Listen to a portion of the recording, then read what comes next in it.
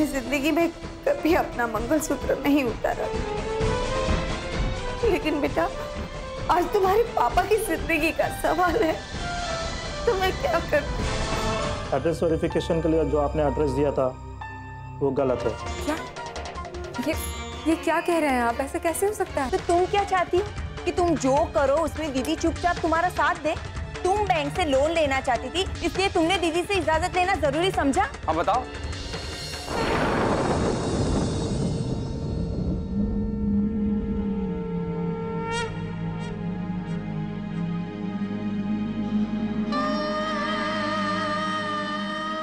मेरे पापा की जान बचा लो माँ, मेरे पापा की जान बचा।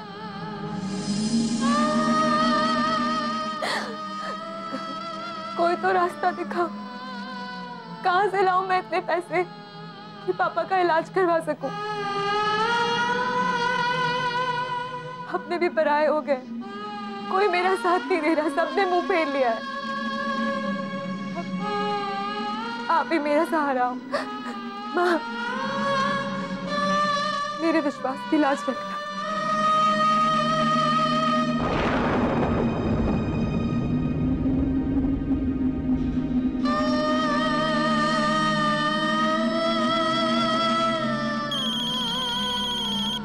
हाँ देवयानी।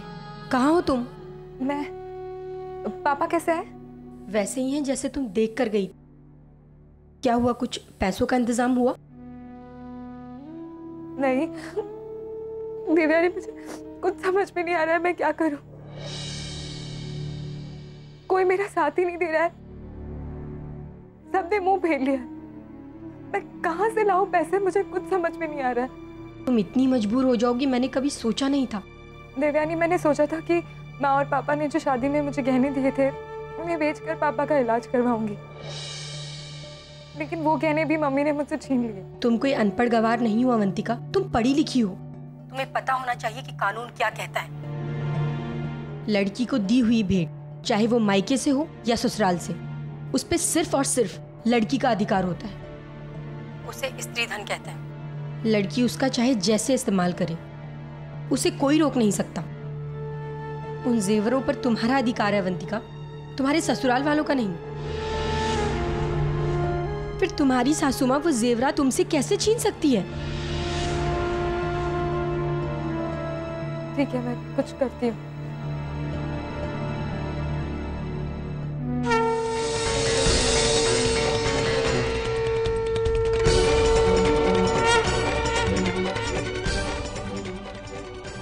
हे माता रानी, ये रास्ते तुम ही दिखा सकती हो।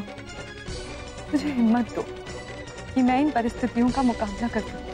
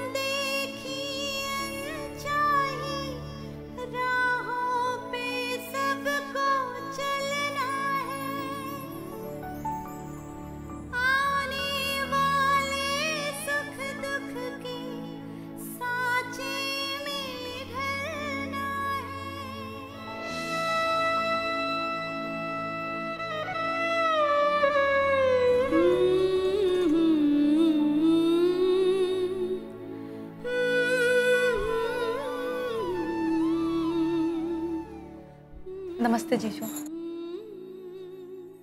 मम्मी जी, डॉक्टर्स क्या बोल रहे हैं पापा जी के लिए? डॉक्टर ने कहा है कि पापा की हालत अभी भी बहुत क्रिटिकल है। डॉक्टर केस को संभालने की कोशिश कर रहे हैं। ओह, ना सुबह से कई बार आकर बोल चुकी है, अभी तक पैसे भी नहीं जमा हुए हैं जीजू।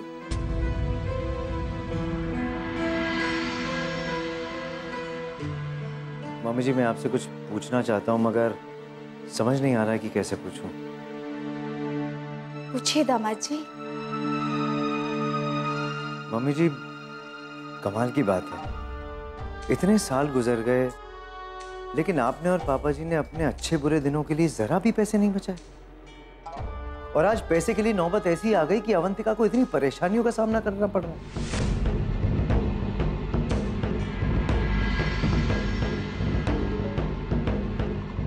इनके पापा की जिंदगी का तो सिर्फ एक ही मकसद था, अपनी बेटियों को काबिल बनाना। इससे ज्यादा तो हम हमारे लिए कुछ सोच ही नहीं सके। हमें भी कुछ बचा के रखना चाहिए था। अगर हमने हमारे लिए बचाने के लिए सोचा होता तो आज हमारी अवंतिका इतने बड़े पद पर नहीं होती। हमारी प्रतिमा मेडिकल की पढ़ाई नहीं कर रही होती।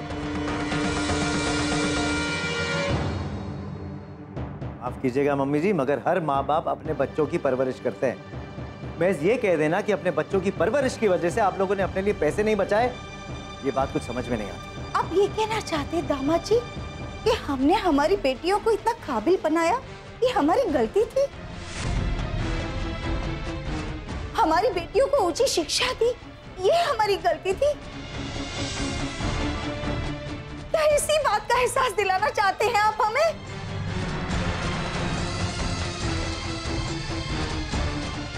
आपकी इस बात का मतलब क्या है जीजू? आपने दीदी से शादी इसलिए की क्योंकि वो पढ़ी लिखी, काबिल है, जॉब करती, और आज आप मेरे माँ पापा को इस बात का एहसास दिला रहे हैं कि उन्होंने दीदी को पढ़ा लिखा कर अपनी जिंदगी खराब कर दी।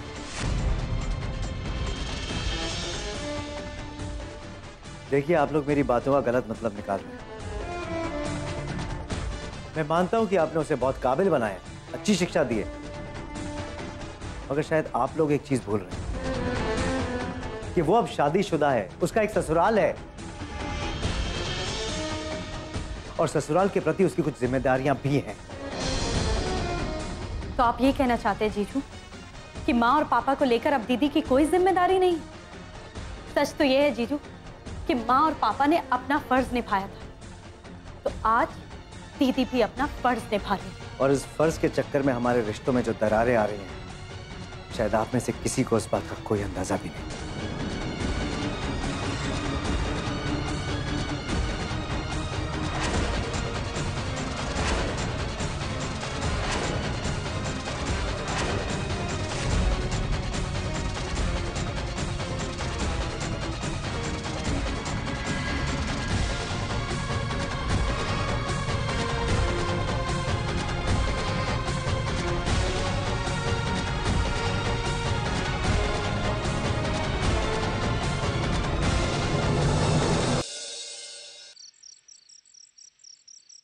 बहू को जितना कूटना पीसना है, जो कुछ भी करना है, कर लेने दीजिए। अब देखते हैं कि वो पैसों का इंतजाम कैसे करती है।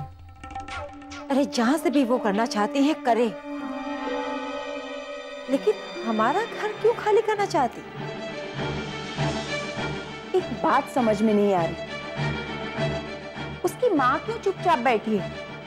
कुछ ना सही घर तो है ना उनके पास। अरे उसे गिरवी रखकर पैसे क्यों नहीं लाती? सच कहूं दीदी, उसकी माँ है बड़ी होशियार।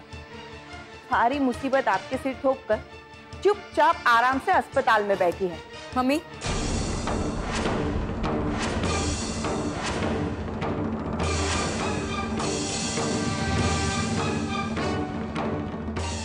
मम्मी पापा कहाँ हैं? मुझे उनसे बात करनी है।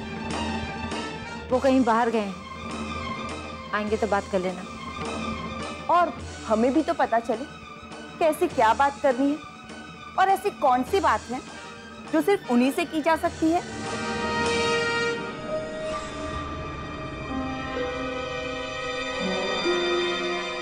मम्मी, मुझे वो जेवर चाहिए जो माँ और पापा ने मुझे दिए थे।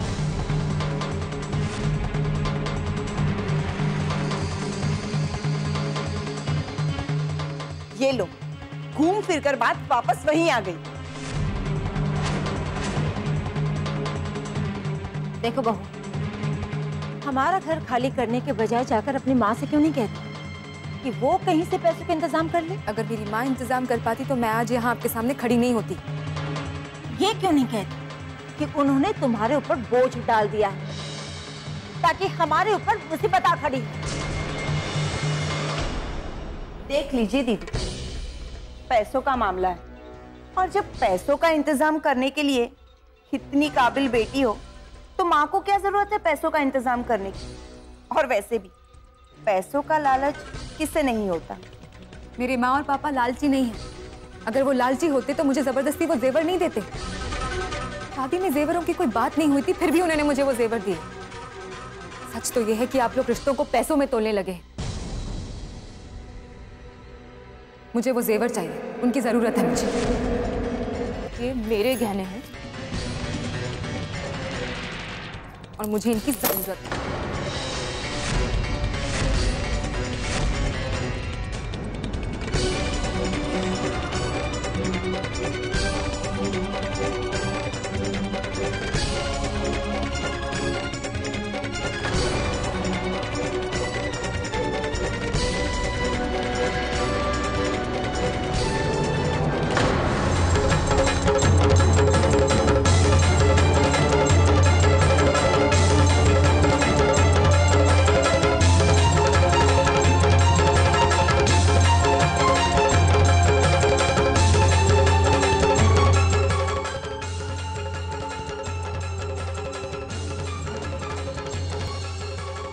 मेरे मना करने के बावजूद आपने ये जेवर मुझे दिए।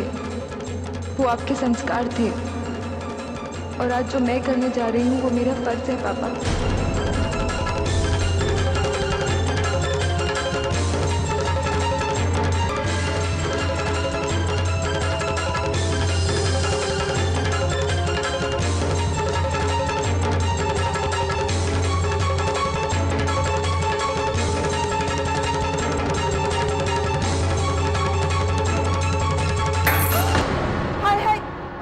के यही रंग देखने बाकी थे। देख लीजिए दीदी, ये तुम अच्छा नहीं कर रही हो बहू। ये तो आपको सोचना चाहिए मम्मी कि आप ऐसे हालात में जो कर रही है क्या वो अच्छा है। और मेरे पास तो ये सोचने का वक्त ही नहीं है कि क्या सही है और क्या गलत। मेरे सामने तो बस एक ही बात है कि मुझे कैसे भी करके मेरे पापा को बचाना है। तुम्हारे पापा बीमार हैं, उसमें इन लोगों की क्या गलती है? इन्हीं की सजा देना चाहती हो तुम, और ऊपर से तुम दीदी को समझा रही हो क्या सही है क्या गलत, जैसे इन लोगों ने तुम्हारे साथ बहुत बड़ी बुराई कर दी हो। आप हम दोनों के बीच में आग मत लगाइए। लोग ऐसे मामलों को सुलझाने की कोशिश करते हैं और आप है कि देख लीजिए दीदी, अब तो मुझे ऐसा लगता है कि मुझे अपनी जुबान पर ताला लगाना पड़ेगा। ये तो वही बात है, सच बोलो तो बुरा बन। बहू के तौर तरीके तुम भूली हो, अपनी मनमानी तुम कर रही हो और मुझे कह रहे हो कि मैं अपनी जुबान बंद रखूं। मेरी जुबान बंद रखने से क्या सारी बात खत्म हो जाएगी? इस तरह दीदी से जबरदस्ती चाबी छीनकर तुम ये सारे जेवर लेकर जा रही हो। बस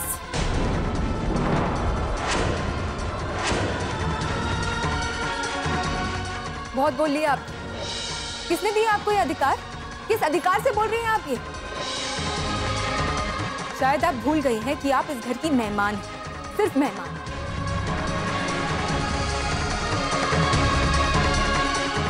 और मेहमान सिर्फ 4 दिनों के लिए होते हैं। ख्याल रखिएगा कि मैं इस घर की बहू, समझिए आप?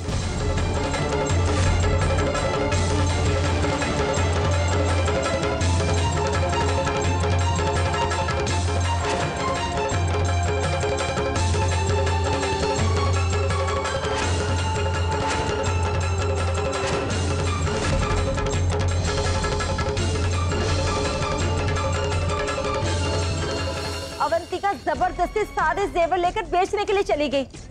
क्या? हाँ।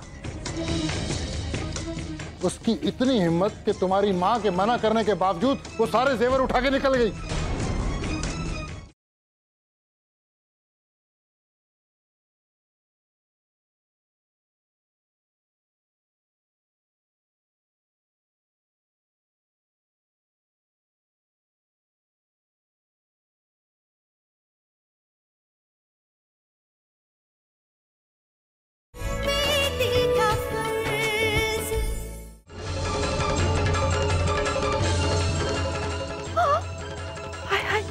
ले गई, सारे जेवर ले गई दीदी।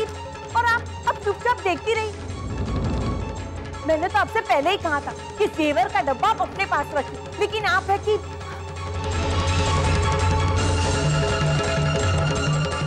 मुझे क्या मालूम कि ये जबरदस्ती कर उतर आई। कोई तो है जो इससे भड़का रहा है।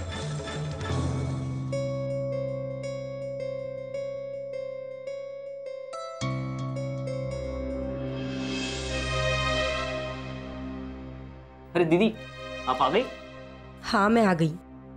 ये जो तुम कर रहे हो ना, इससे केवल वक्त गुजारा जा सकता है, जिंदगी की सीढ़ियां नहीं चढ़ी जा सकती। कितना अच्छा होता अगर तुम इस तरह वक्त गुजारने की बजाय ये सोचते कि जिंदगी में आखिर करना क्या है। ओफो दीदी, फिर वही बात। अभी तक पीसीएस में क्वालिफाई नहीं कर पाया, लेकिन कोशिश तो कर रहा हूँ ना। बीच में मैंने पार्ट टाइम जॉब भी पकड़ी थी, लेकिन कोई जॉब मेरे लायक भी तो होनी चाहिए। मैं आज तक नहीं समझ पाई राकेश कि तुम्हें कैसा काम पसंद है। अच्छी खासी जॉब तुम 15 दिन 1 महीने में छोड़ आते हो। तुम जिंदगी में करोगे क्या? बहुत कुछ करूंगा दीदी। इस तरह हेडफोन पर गाने सुनकर? जिंदगी में आगे बढ़ने और कुछ कर गुजरने की एक सोच होती है जो मैंने आज तक तुम्हारे अंदर नहीं देखी। कल को तुम्हारी शादी होगी, बीवी बच्चे होंगे, तुम क्या करोगे? अब रहने दो ना, कल की बात कल देखी जाएगी। पहले आप ये बताइए कि अवंतिका के पापा कैसे? और अवंतिका अभी हॉस्पिटल में ही होगी ना? अवंतिका से तुम्हारा क्या लेना देना है? उसे देखकर भी अगर तुम सबक लेते ना तो भी अच्छा था। एक साथ पढ़ते थे ना तुम दोनों कॉलेज में। अब उसे देखो कितने बड़े पोस्ट पर, और तुम अभी तक घर में बैठे हो।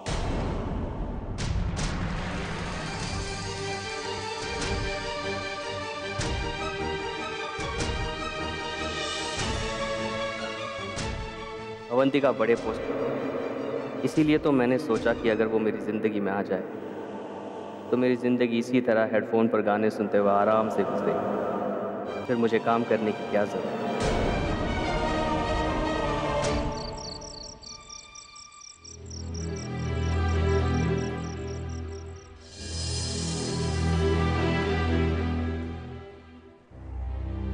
कहाँ से आ रहे हो तुम?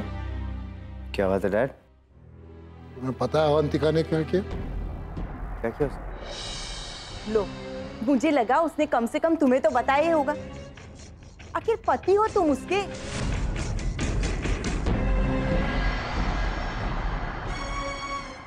लेकिन मामी बात क्या, बताइए तो सही।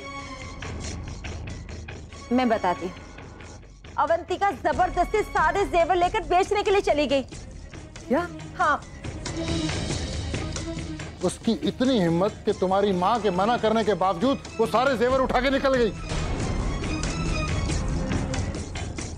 तुम्हें पता है उसके तेवर क्या थे? उसने मेरी तो कोई इज्जत नहीं की, लेकिन तुम्हारी माँ की भी बेइज्जती कर दी। अरे जबरन चाबियों का गुच्छा लिया, अंदर गई, अलमारी खोली और जेवर लेकर चल दी। लेकिन आप लोगों ने उसे समझाने की कोशिश भी नहीं की।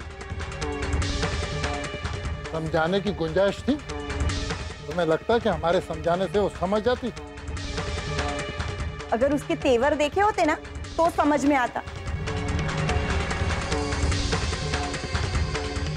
उसे समझाने की कोशिश की मैंने, लेकिन उल्टा वो ही मुझे मेरी औकात दिखाने लगी।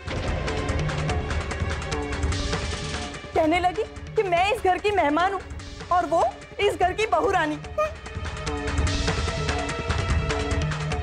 तो शायद वो सारे जेवर बेच भी चुकी होगी।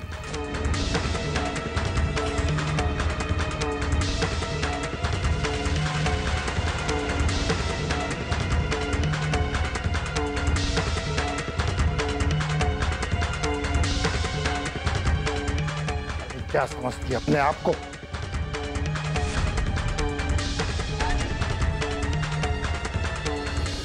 हालात के साथ लोग इस तरह गिरते उठते नहीं हैं। और वो बहू जिसकी नजर में ससुराल वालों की कोई इज्जत ना हो, कोई परवाह ना हो, वो बहू बहू कहलाने के लायक नहीं होती।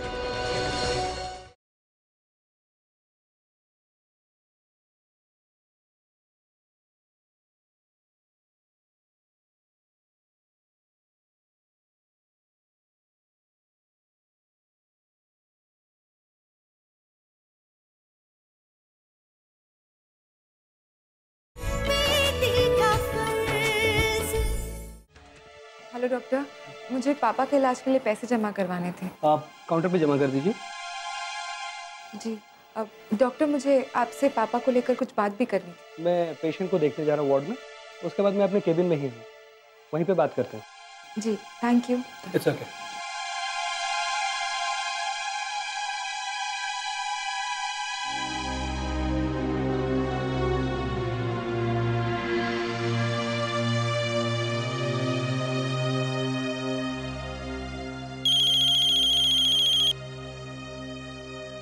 जी पापा। ये मैं क्या सुन रहा हूँ? शारदा की मर्जी के खिलाफ तुम सारे जेवर घर से उठा के ले गई। पापा वो क्या वो? सारे जेवर लेके तुरंत वापस आओ। पापा वो जेवर मैंने गिरवी रख दिए। दरअसल पापा के इलाज के लिए पैसे जमा करवाने थे और इसके अलावा और कोई रास्ता नहीं था मेरे पास पापा। यानी कि तुम इस हद तक आगे बढ़ चुकी हो कि पैसा जमा कराने के लिए तुम घर के जेवर ले जाकर गिरवी रख सकती हो? नहीं पापा, मैंने सारे जेवर नहीं लिए, सिर्फ वही जेवर लिए जो पापा ने मुझे शादी में दिए थे।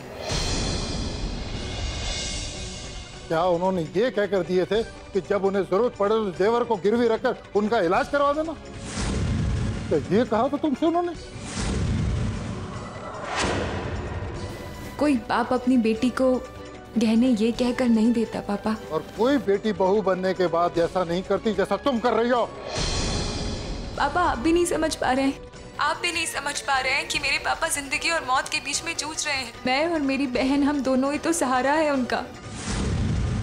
आप प्लीज समझने की कोशिश कीजिए पापा। एक बात अच्छी तरह समझ लो, ये कदम उठाकर तुमने सबकी नजरों में अपने आप को गिरा लिया है। हालात के साथ लोग इस तरह गिरते उठते नहीं हैं। और वो बहू जिसकी नजर में ससुराल वालों की कोई इज्जत ना हो, कोई परवाह ना हो, वो बहू बहू कहलाने के लायक नहीं होती। दरअसल तुम अपने गृहस्थी के पैरों पे कुल्हाड़ी मार रही हो। बहुत बड़ी गलती कर रही हो तुम, बहुत बड़ी गलती।